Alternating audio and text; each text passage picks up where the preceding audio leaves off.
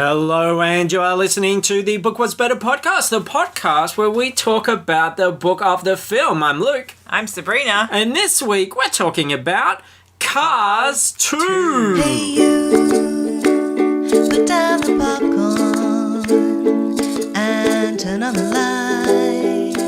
It's gonna be alright, my friend. In the end, take my hand and trust me, the book was better. Sabrina, holy crap, wonderful to have you back. Thank you. Always a pleasure. It's brimming with enthusiasm. As usual. As usual. Just absolute. I'm feeding off your energy, and that's just making everything super exciting. And how could you not be excited when we're doing the classic, the animated classic, Cars 2? I was pretty excited about this book because I knew it would be bad. I knew the film and the book would be bad, so there'd be something to talk about. Whereas, like, when you watch something average, there's just not much to say about it. Do you think the audience is going to be confused because we've never done the first Cars? I mean, we're really just hitting the road, engines revving here. Cars 2, I do think it's actually a little bit confusing. The most confusing thing about it being that all the characters are fucking cars. Yeah, that's something that doesn't really... It's not really an issue in the movie as much. But in the book, it's a bit more confusing. In the book, I feel like they almost gloss over the fact that every person in the film, the book, is a living, talking car. I certainly have a lot of questions about this film. I wonder if you did a search of, like, how many times the word car appeared in the book, whether it would be, like, once for the title... Yeah. And then maybe 5 more times. Yeah, 2 to 5 extra times, I think. It's kind of swept under the rug a little. Yeah, definitely. Which we're going to get to. Let's just jump straight into it because, honestly, so many questions I have. So many things that you and we're going to have to figure out. Okay. We're going to have to unravel. All right, I'm ready for the unraveling. This story. We're going to have to get some science, some theories, and try and find out what's going on and how all this works. Now, the book itself is by Irene Trimble, who is a junior novelization god. Written Brave, Tangled, Princess and the Frog, Pirates of the Caribbean, Curse of the Black Pearl, and many others. So when Disney's like, yeah, she's done all the Disney ones. We need a junior novelization. They're the big ones too. I wouldn't mind reading some of those. Yeah, well, Tangled we've already done. And, that's what I mean. This isn't like, Super Buddies 3 or, Yeah. These are the big ones. Tangled, huge. Yeah, lots of kids are going to be reading it. So. Oh, look, kids... She's going to be shaping lives. They're not going to be able to put it down. And look, although we're cynical adults who are going to make fun of this, anything that gets a kid to read is a really good thing. It's a stepping stone to perhaps an actual book with actual characters and plot. I think she did a pretty good job considering that they're all cars. I think... Well, you've got two options, don't you, when you sit down to write a book where all the characters are cars. You can start up by going like, holy shit, everybody is a car. Like, I'm not kidding here. They are actual cars with eyes and they live in a world of cars. Is that like a forward? For... Yeah, just like, going nuts and saying this is it. Or you can just kind of go, oh, and by the way, they're cars. That's what she did. She chose to do the latter. It's actually a bit of a novelization trick. Like in the Smurfs novelization, they're just like, oh, and they were Smurfs and they lived in toadstools. There's no like going, Smurfs are little creatures that are blue and have hats. It's like, look at the cover. If you need to know, look at the cover. Otherwise, you know what a fucking Smurf is. I'm not getting paid enough to tell you again. I'm not going to hold your hand through this. Yeah. Cars, Disney, let's just get at it. So when we get into the beginning, things are a little bit vague, in my opinion. But look, let's piece this together as we go. I know, I've talked about this before on previous shows. I think Lizzie Unpronounceable and I spoke about the whole concept of cars. It's a confusing world. Like, what is that world? Like, who built that world? Why are there cars in that world? Yeah, were there cars that built other cars? Or... Yeah, that kind of thing. Why would they have buildings? Like, were humans in the world at one point? Is this like Skynet built all the cars and the humans are dead? Is this like actually really a Terminator movie in disguise? Or did the humans become cars? Because, if there are no humans in this world, then why do the cars have doors? I don't think their doors open, do they? Yeah, we're going to get to all this. But that's the kind of angle. Why are they a car? Yeah. Yeah. Why? Because they live in a world which is kind of fashioned for humans for the most part, especially in this movie. Yeah. But we'll get there. So this is the beginning. This is Agent Leland Turbo, the British spy car whispered hurriedly. I have a flash transmission for Agent Finn McMissile. Turbo was looking directly into the camera of his audio-visual transmitter, trying to reach headquarters. The agent quickly spun and checked to see if his enemies were approaching. Safe so far. You won't believe what I found out here. This is bigger than anything we've ever seen, and no one knows it exists. So, yeah, if you'd missed the fact that it says British spy car, why on earth would you think that this character was a car from what is written there? Yeah, why would they need an audio-visual transmitter? You'd think that cars would, like, interact with each other using some kind of electronic transmission system. You know, like Bluetooth or, Yeah. you know, Wi-Fi or something. Why would they use a camera? And I don't know a lot about cars, but you'd think at least you would describe what kind of car it was. Even the colour might be good. There's no visuals. You know, like he raised one of his tyres to his windshield. His windshield. You know, something Yeah. that makes us think that, oh yeah, this is a car. But no, Mystery. it's a spy thing. And then, in fact, hours later, in the pitch dark night, a feisty little boat fearlessly made its way through the rough sea of the North Pacific. It stayed on course as its bow alternately rose and slammed down into the oncoming swells. On board, Agent Finn McMissile steeled himself as the boat approached the coordinates designated on his dashboard. As one of Britain's best spies, Finn had serious business to address tonight. Clandestine business. Yeah, so we know he's a spy, granted. But how about again describing the fact that he's a car? Yeah, the Like- word car didn't appear anywhere there. Yeah, what make of car? Why not describe the fact that he has huge, scary eyes on his windshield? Yeah, I found that was really strange. Like, I always think of the car's face as the headlights, like the eyes of the headlights. Yeah. Like, why did Disney decide to make the windshield the eyes? So the Also, they can blink and stuff? I don't know. yeah, 'cause especially when it comes to like Mater, who we're going to meet later, the Jar Jar Binks of the car universe. His headlights are really his nostrils, Oh. which is kind of weird as well. And they've got those like magic mouths. Yeah, they just, On them? like the front grille is like the mouth. Yeah, and I did watch a little bit of the film, and Mater drinks water at one point and has a huge human tongue that comes out of the front of What? the car, which raises more questions. I have to admit that I was actually texting the whole way through the movie and, like, you know, browsing Facebook and that kind of stuff. So I may have missed some things. And, you know, I never had that break in reality where I was like, why are they doing this? They're cars. That doesn't make sense. Until some of this stuff that you're saying, now I'm thinking about it, I'm like, that actually didn't make any sense. But because I was not really paying attention, it kind of slipped past my shit detector So why does a car need a tongue? to drink water, apparently. Carninlingus? Oh, God. Crazy. Notice as well, it says dashboard here. It mentions a dashboard. It's actually referring to the boat's dashboard. Yeah. Because we've never seen the car's dashboard. Like you said, I don't think the doors ever open. So what I want to know is, do they have interiors like regular cars? Or if you open the door, would you just see like brains and blood and that's creepy. all that sort of stuff? That'd be really creepy. Yeah, like what is inside? Someone needs to draw this. That'd be really cool. Because if they have an interior fitted for a human when humans don't exist in this world, then is it a world where the cars have killed all the humans, so they used to exist? But otherwise, why would these cars be... Like, their whole design is to accommodate a human. Yeah. It doesn't really make sense. Like, their handles are for human hands.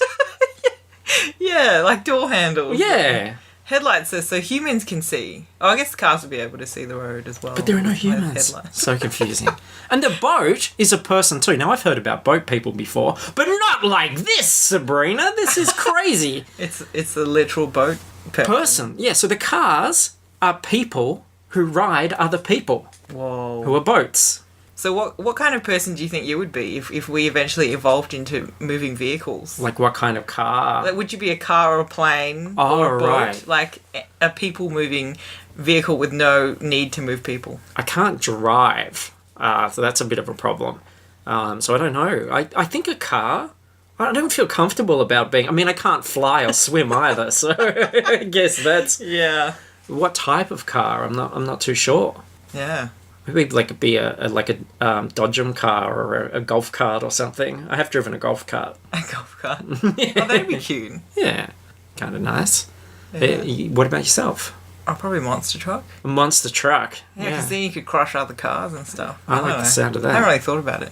Probably should have. You probably should have before you asked me that question. You probably should have thought that my tactic might be to turn the spotlight around onto you at some I thought point. maybe you'd come up with something witty and And funny, yeah. Anyway. Oh, disappointed everybody.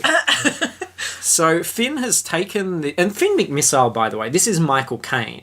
Oh, right, the Batman's butler. Batman's butler, Michael Caine. That's what he's famous for. Yeah. He was also Alfie and Michael and Batman's butler. I can't do a Michael Caine. Can you do a Michael Caine? I'm not good at Michael Caine. The only thing I know is that the way to get into it is to say Michael Caine.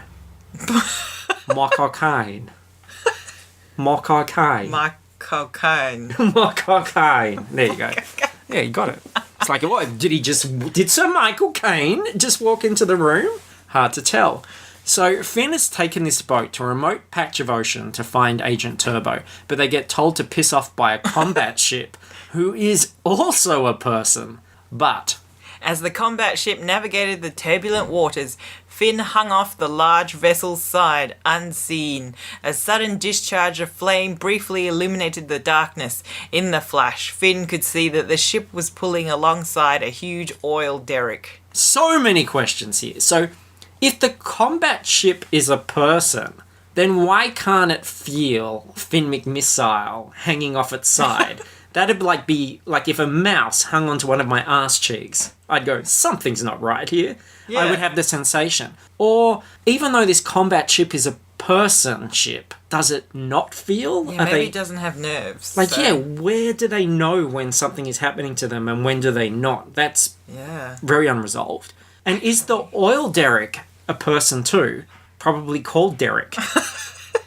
Well, they do actually name a lot of random cars and planes and things. But I was thinking, like, I've forgotten what I was thinking now. That's all right. Something you were saying before. Wait, can you scroll up again? Okay. This is all in the show, by the way, because I've got to edit this tonight. No, it's gone. Do you think, like, if cars and planes and boats are people, where does it end? Is like a refrigerator That's a what person? I was thinking. Oh, no, That's what you were that's thinking? not what I was thinking. You I was should have thinking... said, yeah, that's what I was thinking. Just bluff. They don't give a shit. No, I was just... This isn't a test. It just came back to me. It just came back to me. I was thinking, like, you know how your brain... Yes, like, my if you brain. replace that, assumedly, like, you wouldn't be you anymore. You'd be someone... Like, your brain kind of contains your consciousness. Your personality, car, everything. Yeah. In a car, what would that be? You know, is that the interiors? Would it, like, you know, you said... Well, that's going to come up later because there is a character later on that says I can replace my engine. Yeah, well, wouldn't that be a different car? Like, the engine's kind of the brain of the car, isn't it? I think they have real brains sitting in the driver's seat. Basically, it's a interior of a normal car, but there's a big brain with its you know that well, you know this, you know biological medical stuff. What's the curly tail bit at the back of your brain? Like the brain stem. Yeah, like that'll be just hitting the pedals. Do you reckon, like Yeah, like the controlling the car? cerebellum Yeah, and the stuff. cerebellum Yeah, thing. yeah. Yeah. It's like going, do I brake? That's Do I hilarious. speed up? That's what I'm doing. I think that's what you would see inside. Do cars have souls? That's the other thing. Or is this like a godless world where nothing matters? Like, when you die, you just rust. Ashes to ashes, rust to rust. I wonder if That's kids what think it's- this yeah. when they're reading the novelization. It's very bleak. It's a very bleak film and book. So anyway, as well, okay, the bad guy shows up on the deck. Then Finn heard the unmistakable sound of German engineering. A box-like blue-green car wearing a monocle rolled onto the deck and began shouting orders. Why would a car wear a monocle? Is a monocle not a specifically human device? Like, does a car have bad vision? Yeah, how would they have bad vision? Because they wouldn't have eyeballs. Are there car optometrists that, like, fashion things for That cars? doesn't make sense. And Professor Z, or Zed, is a weapons designer who is on Britain's most wanted list. And because he's a German made car. He has what is described as a thick German accent. So if that's how this universe works, why aren't 90% of the cast Asian? Oh yeah, that doesn't make sense. It makes no sense. Well, of the cars that I didn't check because I don't. Actually, they never really describe the cars, so you wouldn't know what make they are anyway. Not if you were just reading the book. Yeah. You would have no clue. I know nothing about cars, so I wouldn't be able to speak to where those cars are made. This book is so not about cars that you could do a find and replace with cats and it would still be the same book. But look, there's a TV camera in the professor's crate, and one of his helpers is actually an undercover American agent called Rod Redline. He's important later. Remember that name, Rod Redline. Remember this big red rod for later. And Z has captured Agent Turbo, and they have crushed and cubed him. Oh. So that's pretty dark already. Can't imagine that happening to a cat character, for example. Oh, that would be sad. I know. And Finn, he fights them, they shoot him in the water, they think they've killed him, but he's really just transformed into a submarine and jettisoned his tyres. We're about, 16 minutes into this podcast, we're about 16 seconds into the actual movie. But then a complete change of pace. At the crack of dawn on the following day, halfway around the world, a rusty, dented tow truck named Mater had his eyes fixed on Route 66, smack in the middle of the USA lightning. Oh, there's a full stop there. That's a confusing full stop, because it's the full stop that belongs to the A of USA. Should there be two full stops? But it's also ending a sentence. Yeah, probably. Anyway. I typed this out. Lightning. I cheated you out of a full stop. I'm sorry. Here, look. Lightning. Look, everybody listen. There you Oh, go. wow. Now I know where to stop. Smack in the middle of the USA. Lightning McQueen was returning to Radiator Springs, fresh from winning the Hudson Hornet Memorial Piston Cup race. Mater couldn't wait to see him. How do the cars reproduce? Do you think there are baby cars? Do they come out, fully grown as adult personality cars? And how do you form a personality? Do they grow a personality like we do? Yeah.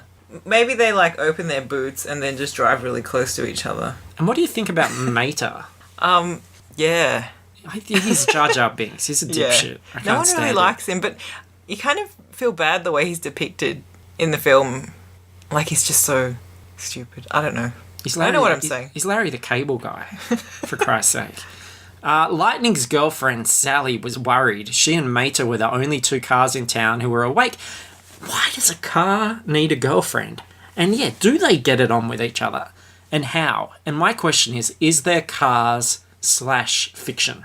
Well, I'm going to Google this. Can I have a quick Google? All right. You have looked at this. All right, let's have a look. Fanfiction.net. There's a board called Love Between the Tire Treads. Okay, so not just a story. There's a few, There's I a think. board. Yeah.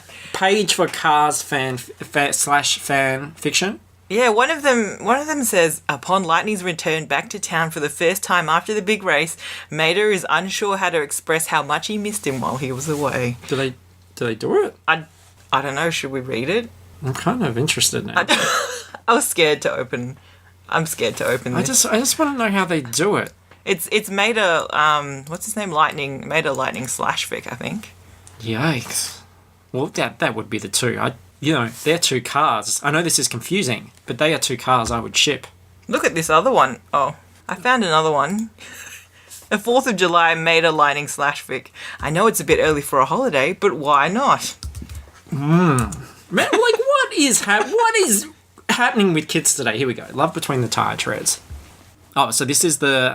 let's pick one. Wait, maybe this... Is that the... The Art of Seduction. Junior attempts to seduce a very dense strip Weathers. There Was Only You and Me, an ongoing Mater Lightning / So they've even got their names together. I really apologise for what I'm just about to do here, people. Some of the fics actually say that they're humans in the /fic. Probably because it's easier for them to, talk about bits interacting. It's got to be, what? Exhaust pipes, gaskets blowing... I don't know if there's anything like that. There's a Sarge Fillmore pairing. Oh, God. Lightning wants to do nothing more than give Doc a night he'll never forget, but he's clueless how to go. Everyone's clueless about how to go on. I am so horny, but, I don't have a dick. I don't know which parts of me are erogenous or not. Exhaust, pipes together. Stroke me behind my rearview vision mirror, my side mirrors. Get into that undercarriage thing. Of course I'm fast. I'm Lightning McQueen. Ka-chow. He flashed his bolt, chuckling, but he sobered up quickly. I can tell you that, Mater. It's a... Okay, we shouldn't confuse people by reading this instead of the actual thing. But yeah, look, there you go. There's something for the Facebook page. Somebody go into the Love Between the Tire Treads and pick out some of the most fantastic bits for us there. All right. Back to this is the real book. This is not the slash fiction anymore. Here's the rest of the cast that we need to know as Lightning returns to Radiator Springs. All of Lightning's friends were gathered around, eager to see him. Sally nuzzled next to him. And of course there was Ramon, the owner of the body shop, and Flo, his wife, who ran the newly refurbished Wheelwell restaurant. Sarge and Fillmore were there too. Sarge owned the surplus store right next to Fillmore's, where the green and white van made and sold his own organic fuel. Lizzie, the old black car who owned the curio shop, was settled right next to Red the fire truck. So who made all these buildings and how did they make them? A car can't make a building, surely. I guess they have construction vehicles.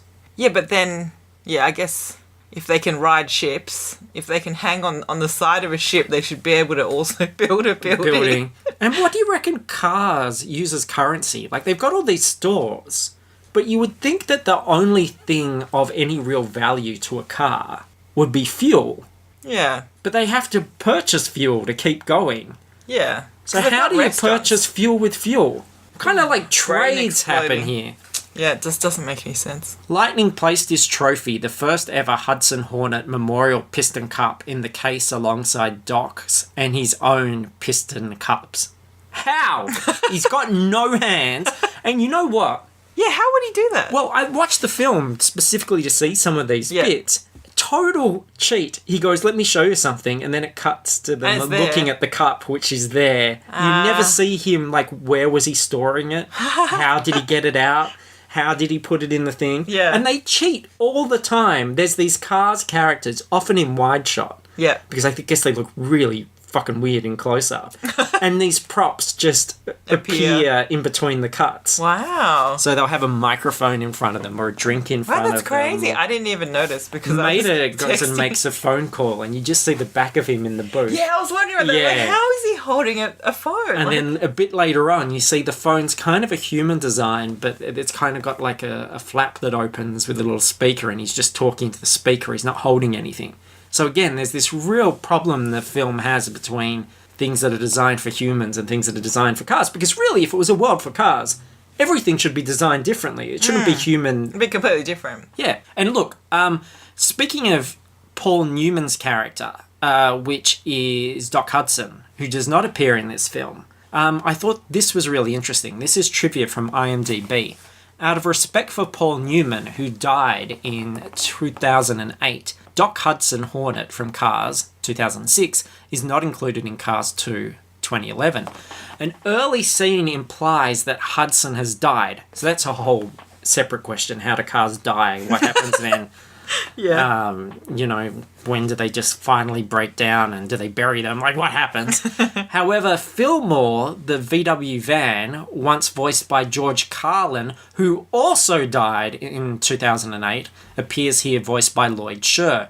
Red the Fire Truck, once voiced by Joe Ranft, who died in 2005, also appears but doesn't have any dialogue or vocalizations. There is a Cars curse. Wow. We've heard about like Poltergeist curse, I think like an Exorcist curse. Yep. Add the Cars curse to your list because that's a lot of cast members dying between these two films. Yeah. Freaky. This is spooky. We should have done this on Halloween. So Lightning tells of his plans to go out for dinner with Sally. That's a great idea. Oh, I like your Mater. Mater's grin got even wider. It's like your Miley Cyrus. I'm not great at accents. No, it's perfect. You, me, and Miss Sally going out for supper. What are we gonna eat? Or where are we gonna eat? Yeah, well, what are we going to eat's a more likely question, right? What do cars have to eat? And Mater is sad that Lightning doesn't want him tagging along as like a third wheel, a fifth wheel. No, I think he'd be a ninth wheel because like they've both got 4 wheels. So two cars have 8 wheels. Yes. So he'd be the ninth wheel, but he's got 4 wheels. So maybe he would be a 9th to 12th wheel. It's not so catchy, but you know. I buy it. Just being technical. And then they had just settled down and were enjoying the view from their table when their waiter appeared. Lightning looked up and did a double take. It was Mater. He was dressed in a waiter's uniform.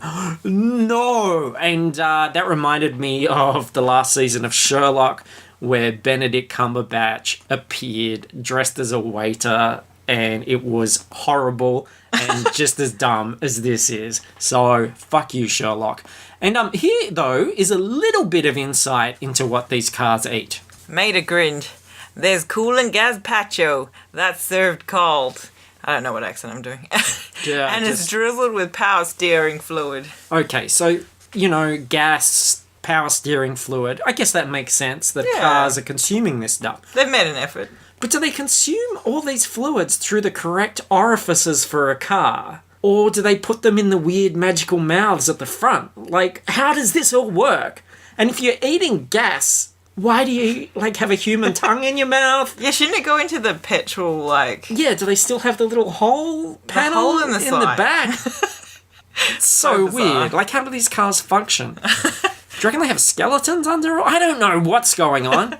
And then we find out via the TV, or the exposition box, as I like to call it in movies, That makes sense. that there's an oil baron called Sir Miles Axelrod, voiced by Eddie Izzard, who is going to hold the first ever World Grand Prix. And the Italian race car, Francesco, taunts Lightning on TV. And so we basically have a situation where we have 2 cars having an argument over a telephone, which is really strange. Yeah, it's bizarre. Lightning, that was your best friend? Francesco laughed. This is the difference between you and Francesco. Francesco knows he is superior to others. He does not need to surround himself with bumpkins to prove it. He's got a really good point. He's the only character I can relate to. He's the only one that makes sense in this entire film. So look, they're going to have to race in order to sort out this beef between the 2 cars. And... It wasn't long before Mater, Lightning, and his Radiator Springs pit crew rolled onto an aeroplane. They were on their way to Japan. Tokyo was the first leg of the 3-part World Grand Prix race. Okay, firstly, that means 3 legs. That's impractical. Like, look where that got Rolf Harris. Also, so is the plane a person? And how come the planes and ships let car people ride in them, but the car people don't let anybody ride in them? Yeah, couldn't they have little cars inside? Like, what about utes? Can you have cars, like, on the back of... Anyway, like, do they have those... You know, there's, like... Or those unicycles, skateboards. They've got those transport vehicles that transport cars. Yeah. Like, I wonder if there's stuff like that. Like, you know, like a car bus, essentially. But then all those vehicles are satisfied. They've all got something to ride in them. But the cars themselves don't. That's what's weird. I was trying to think of an analogy of, like, you know how the planes have cars in them? Yeah. Like, if you know, what would our real world analogy be? And Yeah. I was thinking maybe it'd be kind of like stuffing mice in your vagina to take them to someone else's house. I think that is exactly what it's like. And it's weird. It's really weird. That's strange. I'd like to see Pixar tackle that subject in a future movie. Maybe Ratatouille too. Mice vagina too. And now, the linchpin of American film, some broad stereotypes. As soon as they arrived in the heart of the city, Team Lightning McQueen went to see kabuki theatre and sumo wrestling. Mater even joined into the fun by wearing kabuki face paint. Did you were in Japan recently? Yeah. I didn't actually do any of that stuff. I feel like, you know, am I missing out? Should I have seen some cars sumo wrestle? I guess they couldn't go to a cat cafe because, They would crush them. well, there's no cats in this world. There's nothing except It's cars. true, and I went to our cafe as well. They couldn't do that. This is like, you know, if they went to Australia and they learned how to throw a boomerang and then they, you know, like, it's like, Yeah. come on, Pixar, I thought you were better than that. So they attend a party in a museum. How do cars build a museum or throw a party? I mean, look, shit. Toy Story, the toys characters, they spend time in a kid's room or a toy aisle or a toy box. Finding Nemo, the fish are in the ocean or a fish tank. cars, they have built a museum and are throwing a party. That doesn't make any sense. It's just there's no context. Like, shouldn't they just be in a huge garage with maybe some topless mechanics serving them petrol or oil or whatever else cars need? Yeah, they finally go like, bring out the humans, and there are all these topless slaves in chains. It's like a Planet of the Apes kind of thing. Wouldn't they need mechanics? I don't know. And the humans are like, you bastards, it was Earth all along. Look, I guess this is important plot stuff. This is just stuff we need to know. Meanwhile, as Sir Miles Axelrod told the media about the wonders of his new fuel, all in all, a bank of cameras recorded every word. Several of the cameras displayed the letters WGP, just like the Professor Zed had unwrapped on the oil derrick. And, unobserved, Finn McMissile was checking them all out. So Michael Caine, Mocko Caine, is here checking it all out. There's this fuel, all in all. That's the crux of all this stuff. Then Finn McMissile meets the sexy Agent Holly Shiftwell. From out of the crowd, a gorgeous sports car parked herself next to Finn and swiftly eyed her surroundings. Oh my god, such a sexy car, isn't she? I want to be inside it so bad, this car. My god. They brief each other in an elevator. The cars. I would think everything would be ramps. Like, wouldn't a car prefer to drive up a ramp than go in an elevator? I don't know. You could... I think they do have car elevators, though. You know those parking lots that they have? Yeah, but, like, you're designing a world of cars. Yeah. Like, why do the human thing to get from A to B? Why don't you do things that are unique to cars? Like, we wouldn't be in a museum and go running up a ramp. Yeah, well we in one might if we scene, were. I think at the beginning, I can't remember, the spy car, is it Turbo? One of the spy cars is driving vertically up a pillar. And why don't they just do that instead of using an elevator? Apparently they can drive vertically up a pillar. So, I guess if you were in a wheelchair, you would go up a ramp in a museum. Do you think that people in wheelchairs, that their favourite animated movie is Cars? Something to ponder. Write in if you know. So Holly has to meet the undercover American agent. This was Rod Redline. I told you to remember him. Meanwhile, though, Mater has made a spectacle by jumping in a fountain to cool himself off after mistaking wasabi for pistachio ice cream at a car sushi bar. Now, this, for me, is the biggest sin in the entire film because we just established that cars ate oil and brake fluid and shit. So why do these cars eat sushi or wasabi or ice cream? Yeah, that doesn't make any sense at all. I didn't actually think about it when I was watching the movie. I was just like, oh yeah, he's trying to eat ice cream. Yeah, but so how do the cars work? Like, they're all talking about fuel, but now the cars eat ice cream. If you put ice cream in a car, look, I don't know a lot about cars. I'm not a mechanic, but wouldn't you fuck it up? Yeah, I can't imagine that would be good for a car. Or wasabi. And then, if there's a sushi bar, suddenly, the only thing we've seen alive in this world are vehicles. Yeah. Does that mean there are fish? Yeah. Do they have fish in there? I saw carrot. I definitely saw carrot. They grow carrots? Like, why would they grow carrots? And then, poor Mater found his way to the bathrooms, but the sign above the doors were in Japanese. Mater knew he had a 50-50 chance of getting it right. He made his choice and rolled in. 2 seconds later, he zipped out with the sound of high-pitched shrieking behind him. So, do the cars have different genders? Like, I know that we've got the feminine ones with girl voices and eyelashes and the male ones, but aren't all their parts the same? Do they have, like, car genitalia? And why do they need to use a bathroom? Yeah, what are they doing in there? Are they just, like, letting out some oil or... Like, no, cars wouldn't need to pee, like... And he says he never leaks oil. Like, he's really proud of that as well. Oh, it's bizarre. And this is what happens in the bathroom. Then Mater screamed. The water flow had increased, shooting up into his undercarriage. The water was freezing. Gadgets from every direction began poking and prodding him. This just got really, really weird. And then Mater obliviously crashes down on two of Zed's thugs who are outside the bathroom. And then something unintentionally sexual happens? Hey, a gremlin and a pacer. No offense to your makes and models, but you guys break down harder than Mater stopped short. He felt a tickle as Rod slipped a small device into his undercarriage. I think we're back in the slash fan fiction, aren't we? Yeah. God, that sounds like those guys could use this book for some inspiration. So now with the tracking device and the intel secreted on Mater, secreted. Oh, see. There was a lot of secretions happening in this scene. It's true. Agent Holly Shiftwell wrongly assumes that Mater is the American agent. She thinks Mater, that bumbling idiot, is actually a secret agent undercover. There is one thing that she gets right, though. Mater was shaking a rear tire as he approached the dance floor. The whole thing's just going to be in the accent now. "Look out, ladies," he said. "Mater's fitting to get funky." Is he American? Finn radioed back. Holly sighed. Very. They got that right.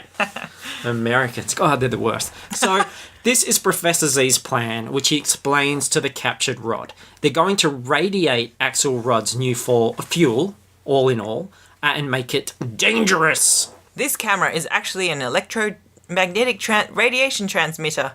The all-in-all is now heating to a boil, dramatically expanding, causing the engine block to crack under stress, forcing oil into the combustion chamber.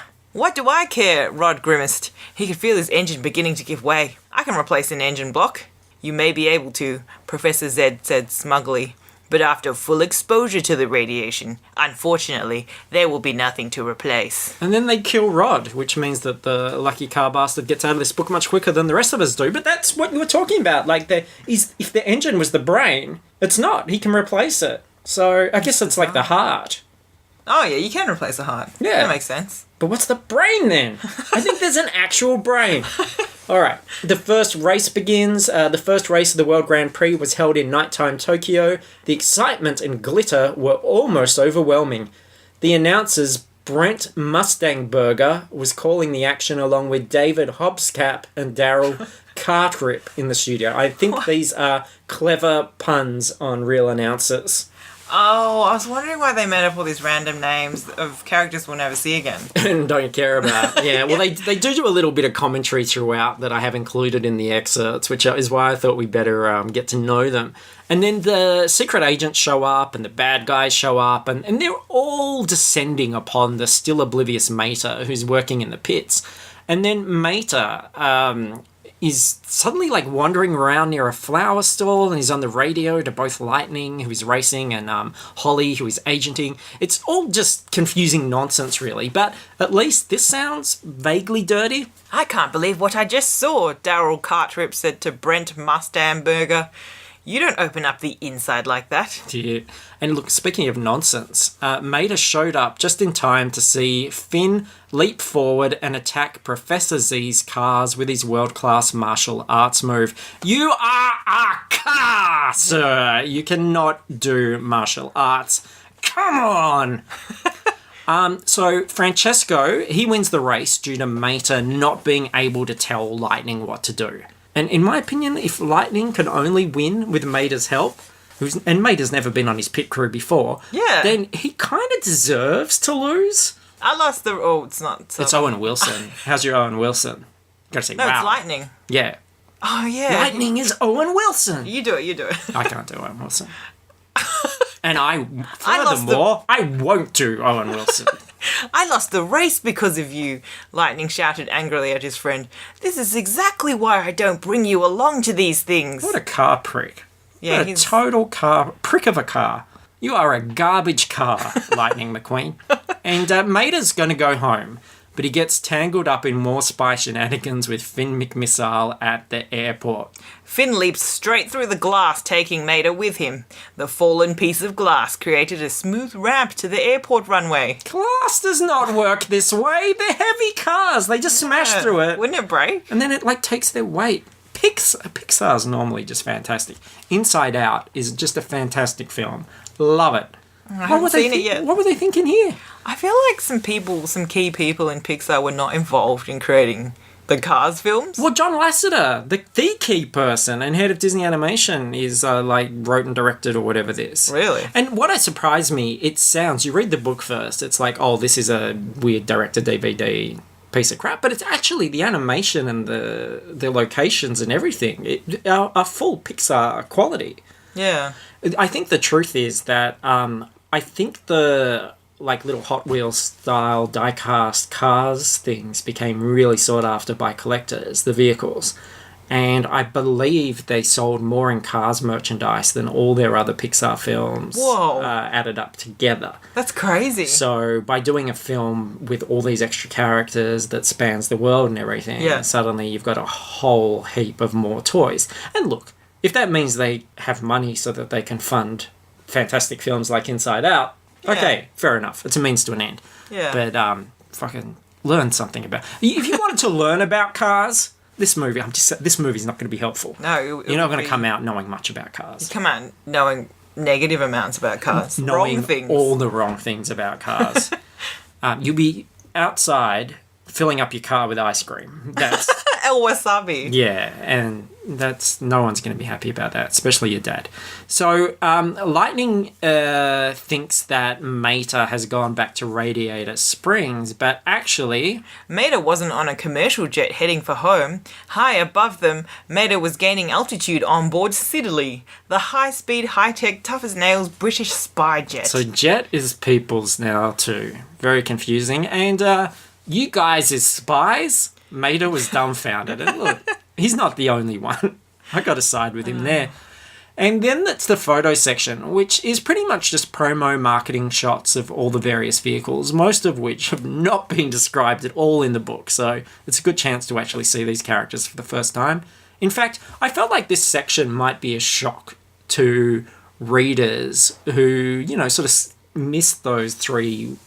The three words that three mentions, the cars. Yeah, and then it's suddenly going... What? These characters are actually cars? What the fuck? I wonder if there's kids that actually thought that. Yeah, never seen the film. Yeah. Kids, like hillbilly kids, like Mater. So Mater goes to Paris, where they interrogate a parts dealer and learn more about this nefarious plot. Finn, Holly commented, every car involved in this plot is one of history's biggest loser cars. Ain't that the truth? That's just kind of mean. It's like, you know, if you had a bunch of people, you're like, oh, these people are losers. Yeah. Well, they're all lemons. Get used to that word, because describing these cars as lemons, all the bad guy cars, is a very big thing going forward. So, prepping to race in Italy, Lightning, meanwhile, stays with Guido and Luigi's Fiat family. That's the only time we've had a make, I think. Oh, wow. The Topolinos. A little bit of trivia. Topolino is the name of Mickey Mouse in Italy. Oh, that's cute. He's clearly starving. Oh, you've got all the... I talked about America and its broad ethnic stereotypes, but... I'm kind of turning around on that now. Mama Topolino said, I'm gonna make him a big meal right now. Fatten him off. Go on, American. Fatten him up. Lightning tried to stop her, but Mama rolled away toward the kitchen. How do you fatten up a car? Like, this does not ever commit to the logic of its own universe that it's created. If it made me go, yes, this is a universe of cars, but everything they talk about, everything they do is a human thing. Yeah, if you had more petrol, you just run longer. That's you crazy. Wouldn't get fat. And Papa Topolino gives Lightning advice about the importance of friendship, tells him to make up with Mater, and then Mama brings in a platter or something and tells them to eat up. The book doesn't describe what that platter is. Do these cars eat spaghetti? I'm assuming it was spaghetti. I'm so confused at this point. And then Mater wears a holographic disguise that makes him look like a European tow truck so that he can infiltrate the meeting of the lemon cars, the bad guys. And they also fit him out with weaponry. So yeah, give the redneck American a ton of weapons. I'm sure that is going to end well. And Mater meets the lemons in a casino. So why do cars gamble? Like, what are cars hoping to win? This is that whole currency thing. Like, they want to win spaghetti? More spaghetti? More? I don't know. I wonder if they get addicted to gambling as well. Yeah, I reckon. Yeah. Oh, look, if anyone appearing in this film is gambling, we're gambling just reading the book. There is one mystery, though, in this story. And suddenly, Professor Zed appeared. Everyone looked disappointed. All the lemons knew Professor Zed. They wanted to meet his boss, the big boss, who was their true leader. So someone else behind this plot, and the big boss appears on a screen that only shows his engine, and his voice is distorted. I was a bit confused about this. Why would you show only your engine? Like, Can you imagine, like, being on camera talking to someone and being like, oh, I'm going to rip open my chest and just show you my heart? Like, yeah, it's just, or is it like his private bits, did he just, like, lift up his skirt and be like, hey, guys, I'm just my vagina talking? Like, I don't Well, really obviously, understand. you haven't added me on Snapchat. But back to the movie, they are firing the camera laser thing at cars in the race and causing them to break down or explode. So, look, this big boss, this is my feeling at this point in the book, having not seen the movie. I'm like, it can only be one character. Like, every character is accounted for. We know every character. There's only one guy that it can be, and that's Miles Axelrod, right? Like, you don't have to be Sherlock Holmes pretending to be a waiter to figure that out. Like, it's Miles Axelrod. That was my bet straight away. It's like, there's no one else that it can be. It's a list of suspects, which is one suspect long, essentially. Anyway, Maybe it's just really clever. 'Cause I didn't Lightning figure it out. wins the Italy race. Ka-chow! Lightning shouted as he narrowly crossed the finish line first. He was about to thoroughly enjoy beating Francesco when he saw smoke rising from the multiple car wreck. Ka-chow, indeed. And then, back with Mater and some American gun safety. Dadgum, Mater said into his radio. Gatling gun, request acknowledged. Mater's- Mater's computer answered, sorry. Mater was shocked to see guns roll out on both of his side doors. Shoot, I didn't mean, Mater tried to say as he suddenly sprayed the ceiling with bullets. It's like an American high school in here. And then Mater tries to warn Lightning of the dangerous fuel, but is captured by Professor Z and his goons. And this gives him time to reflect. He dreamed about everything that had happened over the past days. How Finn had called him an idiot. How he had called into the Mel Dorado show and said the Lightning was the fastest car in the world. How he had embarrassed Lightning at the WGP Racers Party. And how he had caused Lightning to lose his first race in the World Grand Prix. Maybe Mater was an idiot, just as Finn had said. Case closed, nailed it. So that's the end of the book, right? That's the end. Should be. But guess where he wakes up? Mater had heard of a famous old clock in London. Now he was trapped inside it. As the clock's gears and the car's lifespans ticked away, Mater told Finn and Holly, "This is all my fault." Why did cars build a giant clock? And why did they build a giant clock where you can, like, everything fits together like clockwork, like that kind of expression, or neatly? This clock has room for cars to drive That'd be around inside gigantic. it. That's a weird clock. So Mater's heading towards Lightning. He wants to warn him that there's a bomb in the pits, but the bomb, he doesn't realise, is inside Mater. Like, this whole film is a bomb, in my opinion. But Professor Z was just about to press the detonator when a rocket in Mater's arsenal blasted him forward. Sabrina, nobody wants a rocket up their arsenal. Up their arsenal. So no. There's a big battle with Professor Z and all the lemon cars, and then all the other horrible characters show up to help at the last minute. It was Red the fire truck spraying his powerful fire hose, and the rest of the Radiator Springs gang was with him. Even Flo was ready to rumble. Oh god, even girl cars want in on the action. Can you believe that? When I read that, Even Flo was ready to rumble, I kept thinking of Even Flo, that song? I'm too old. So Mater steered the chute toward Buckingham Palace. What a shame I'm not editing, because I'd edit that out. Toward Buckingham Palace. The Queen of England stood on a balcony, surrounded by an audience of dignitaries, including Sir Miles Axelrod. The Queen of England? Is she a car? Yes! Did she appear in the film? Yes! Was she a car in the film? Yeah, and like Prince William or Philip or someone is a car as well. Charles or someone is a car as well. Oh my god. So, Oh my god, what? if the cars do have money, and I don't know why they'd have money because they don't have any wallets to put it in, do you reckon it'd have a picture of the Queen car on the side? It's so Oh, confusing. maybe. And then Finn and Holly raced towards Mater. Finn dove and rolled quickly to place himself between Mater and the Queen. Dove and rolled? How? Maybe by dove they meant drove. But see, that would make sense. That would make you feel like someone was actually writing about cars, which they're not. And then Mater reveals the big boss. Turns out it's the one suspect we had on our list. Okay, Mater cried, and then he turns towards Sir Miles Axelrod. It's him. So this is the plot. He came up with all in all just to make alternative fuel look bad. That way everyone would say, alternative fuel, that's a piece of shit. We want the big, barren oil stuff, and then he would make a lot of money. Oh man, here we go.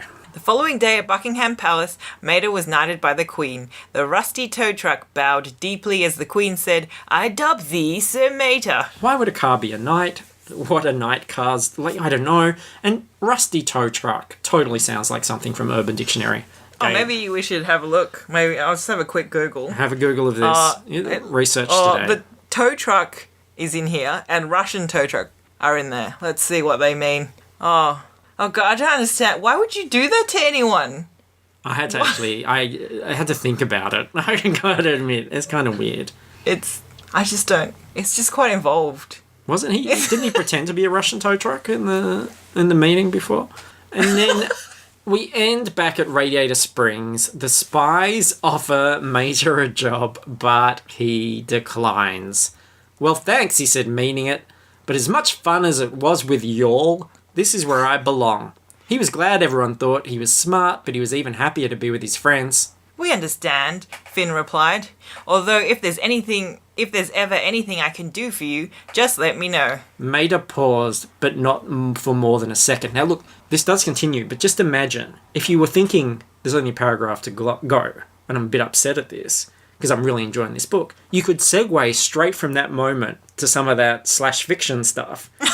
And it would be perfect. Then your reading could go on forever. That's a great idea. Actually, there is one thing, he said, grinning. Moments later, Mater was zooming past every race car on the course. Woohoo! He hollered when he caught up to Lightning. Mater? Lightning shouted in surprise. Check it out, Mater yelled back, grinning. They let me keep the rockets. The two hometown favourites and best buddies laughed out loud as they raced side by side toward the finish line.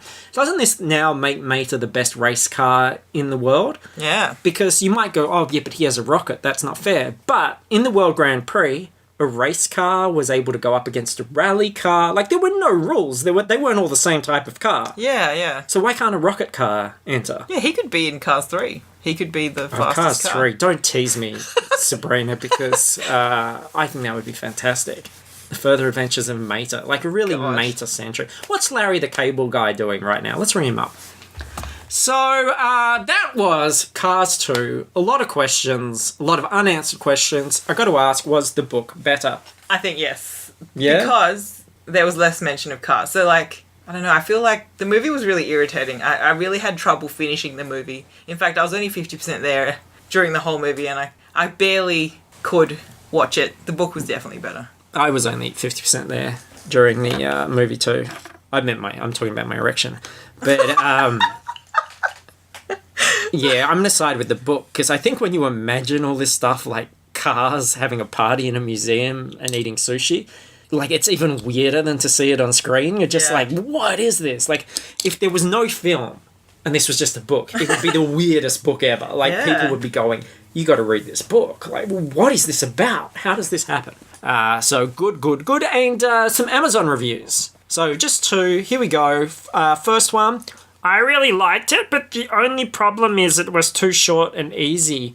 It took me about 1 day to read it, but the book was pretty good. Well, we've already given a solution if you think it's too short. Get up to that last bit. What can you do for me? Fanfiction.net. Go straight over to fanfiction.net, finish it up. Yep. Second one. The junior novel is basically like the movie, but it can really have you seeing the images in your mind. It is a really good book. How it would have you... Like, again, if you didn't have the images already in your mind and were just linking them together... What images? What? How would you create... You would, like, be a... I'd love to see, like, someone who has never... Heard of cars. Never heard of cars. Yeah. Give them the book and then go, now I want you to draw a series of pictures of all the key scenes. Yeah. Like, show me what this looks like. That'd be great. That would be fantastic. If there's anybody out there that has never seen a car, we'd have to probably go, not even just the movie cars, a car in general. Never seen anything mechanical. Wow. I want to know what happened. All right. That's the show. Yay! Thanks so much, and just right on time too. Thanks so much, Sabrina, for doing that. Thank you also to everyone for listening. Please listen to the other shows, FP Cast every Monday, general pop culture show. ScarJo A Go-Go is on hiatus, but will return when Age of Ultron hits Blu-ray. You can find all this stuff at fruitlesspursuits.com and geekvision.tv. If you're a super fan, please support us at patreon.com, Fruitless Pursuits, for a few bucks a month. You will get bonus podcasts. There's already a couple of bonus podcasts up there. They're a lot of fun. And, yeah, that's all I had to say. So thank you. Great to have you back. Thanks for having me. Great for you to bring some science and medical knowledge in here and, really get to the bottom of this whole car conundrum. Car-nundrum, I call it. Yeah. Should we do the first book? Yeah, well, yeah, I kind of want to know how. Maybe that'll explain everything. Wouldn't it be great if it did have this, big prologue about the Earth ending and the cars taking over? That'd be great. It'd be so good. Maybe that's the Cars 3. Go back. The prologue. The prequel, yeah. Prequel. Is prologue a thing? It's a prologue. Yeah, sure. All those things are great. All P words. I like it. I've got a P, so let's go. Do you want to say the thing? Do you remember the thing? Catch you on the flips. Jumanji. Carmanji.